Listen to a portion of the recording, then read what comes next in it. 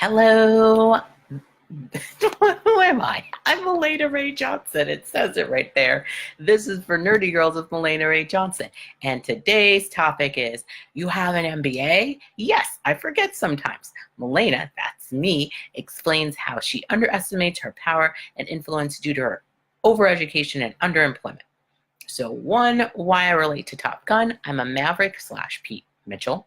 2, Mother's Day. Celebrate a mother in your life. And 3, what have you forgotten? So first, I am still Mahlena Ray Johnson. I went to Loyola Marymount University for film school. I went to University of Southern California for business school, where I got my MBA in marketing, entertainment, and entrepreneurship. And I have, what do I always say? I have conducted hundreds of informational interviews and coffee chats. I have also attended hundreds of networking events and conferences, and I've connected with thousands of people all over the world. So I am immensely qualified to help you with your networking skills. And I'm supposed to start including personal branding, but I'm still trying to figure out how to say personal branding in a way that makes sense to people, because no one goes out saying, I need a personal brand, because it's like, well, what are you going to do with that? I don't know. What I do know today is we're going to talk about my MBA. So it does seem odd that I would forget that I have an MBA, since I say it at the beginning of every video that I have done for Nerdy Girls this year. And it's also May 11, 2018. But the part of my MBA that I forget is not the actual degree or that I went to school, but the stuff that I learned during that time. So not the socioeconomic, crazy political, misogyny, patriarchal stuff that I learned from going to business school, which is just crazy, and people just have these ideas, and I'm like, do you care about yourself or anyone else? No? Okay. But the stuff that was actually taught to us in class is the stuff that I forget. Oh yeah, that's important. That's a huge reason why people go to business school, and that's a big reason I went. I went specifically because I got a degree in film from Loyola Marymount, and then I knew I wanted to run my own business. I wanted to run an online television network for young women, ages 18 to 25 at the time. And I discovered through my entrepreneurship courses that it was something I was very passionate about, but it was financially unfeasible. So despite the fact that there are lots of online networks that have come and gone, and some of them are still there, having an online television network, or even an online network that is related, that shows programming all the time, most of those are not profitable. Even Netflix, which is huge, is $20 billion in debt, and they're financing more programming, hoping to get, everybody to sign up for Netflix and somehow dominate the market with their programming, but it's still not turning a profit, which is probably why they're not very vocal about how many views certain movies and certain original programming got.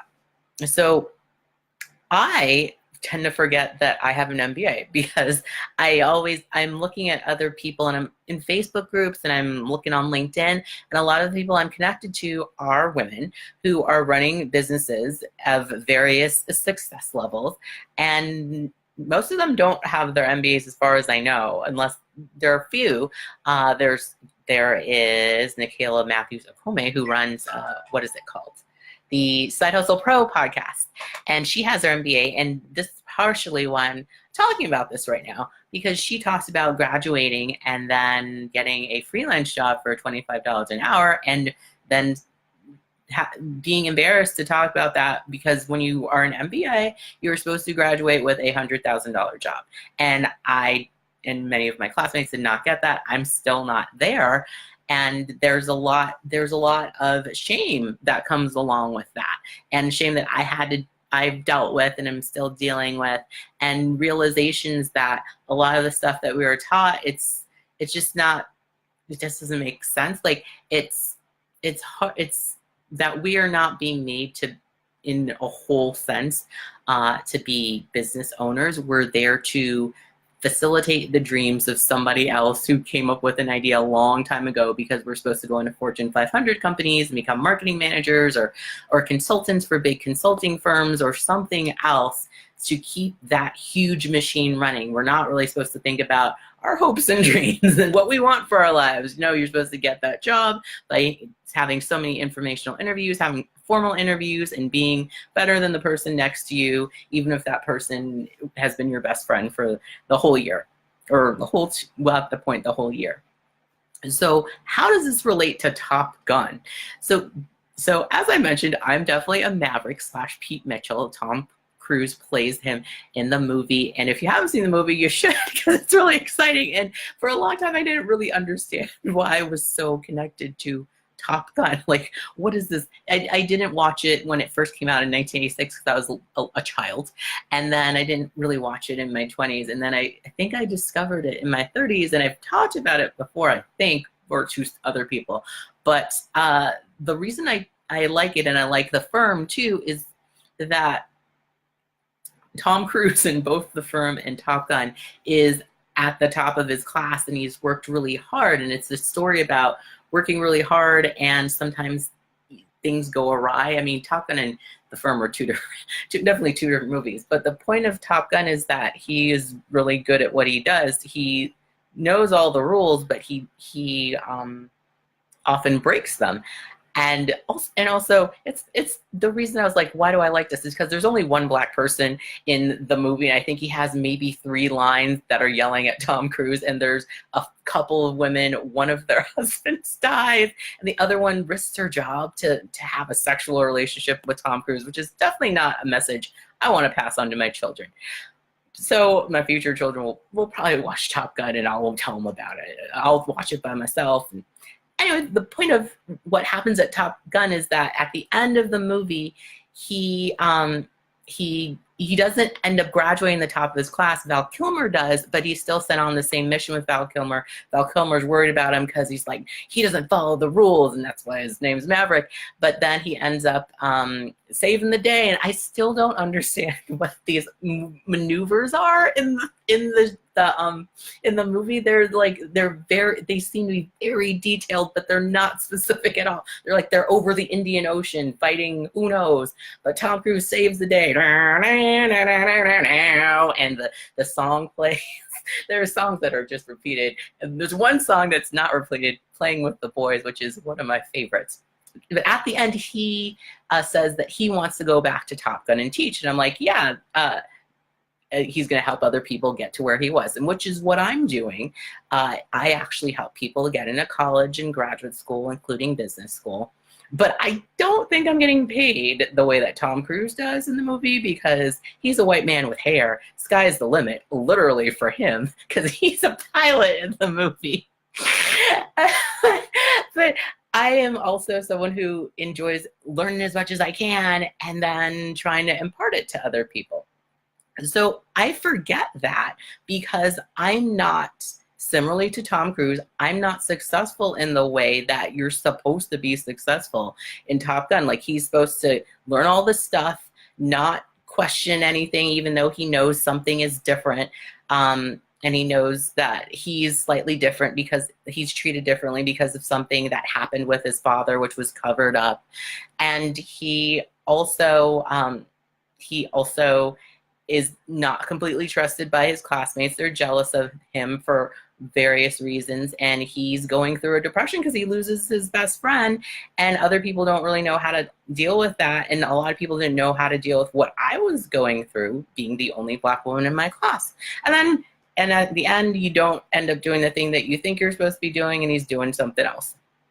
So it's easy for me to forget that I'm an MBA because I'm not doing what I'm supposed to be doing, which is now probably getting into a director or VP role, making multiple 6 figures, not doing any of those things, and forgetting that, oh, I actually had the skills to not only get into business school, but graduate from business school in focusing on 3 different areas that are really important. It's just hard because I don't have the ability to use those skills in a way because I wasn't hired in the jobs that I was supposed to get after that. And now trying to build my own business and tell other people how to build a business it can be hard because a lot of the stuff I've learned is more strategic for large corporations and not so much for even, not my own business, but not for small businesses. We weren't really taught a lot about small businesses. We weren't taught about personal finance. We were taught about how to work in a corporation with other people in the role that you're given. So that's why I often forget that I have an MBA. And then second, Mother's Day. So Mother's Day is coming up. Similarly to mothers often forget the many, many skills that they have. A lot of skills that are not rewarded. They are expected, and if you don't do them exactly how you're supposed to do them, then you're supposed to feel guilty about that. And I want to remind the mothers out there watching this, or maybe you know a mother, that you have a lot of skills that you're not being rewarded for as well. And you need to remember that you are competent and you are doing what you need to do for yourself and for others. What are some things that you have forgotten, whether you're a mother or not, about yourself that are so valuable and that other people can clearly see in you, but you forgot about yourself? Is there something that you've done before that you were so proud of and then you forgot all about it? Or something that you planned before for lots of other people, or maybe just for yourself, and you forgot about it? Or maybe some big accomplishment that you have had and then you just move on to the next thing and you've forgotten about it. Those things all apply to me. I forget that I wrote this book over here. It's my fourth book, and I forget that, oh, I published that earlier this month, and now it's out there for people to read, and people are reading it and have left review. I forget about that, and it's okay to forget. The important thing is when you forget and you're like, oh yeah, remember and dwell on that, because there are a lot of things that I've done, there are a lot of things that you've done that you've done that are huge accomplishments, and don't forget about them.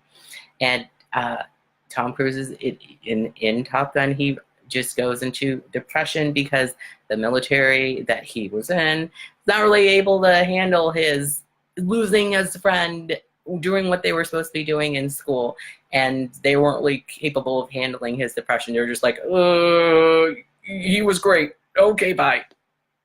So just because other people can't handle what you're dealing with, that doesn't matter. What you are dealing with is important, what you have done is important, and what you want to do is important. So yes, I do have an MBA, and yes, I will remember that when I am making advice. It's not just coming out of my butt. It is coming out of 2 years of work that cost over $100,000 that luckily I got a full fellowship for, so yay, and actual traveling to different places and talking to people who came from around the world, speaking to them in Mandarin, Spanish, Portuguese, and English.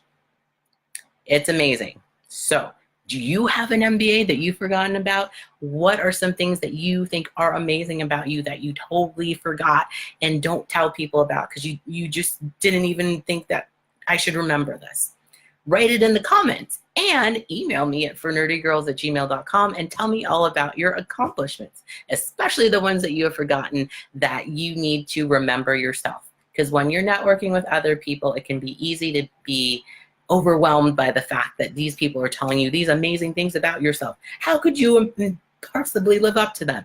You can. You just have to remember it yourself and then pepper them in when necessary. Also, if you are ready for your complimentary strategy session, then email me at fornerdygirls.com and we will talk about networking and personal branding. And when I mean we'll talk, I mean you'll talk.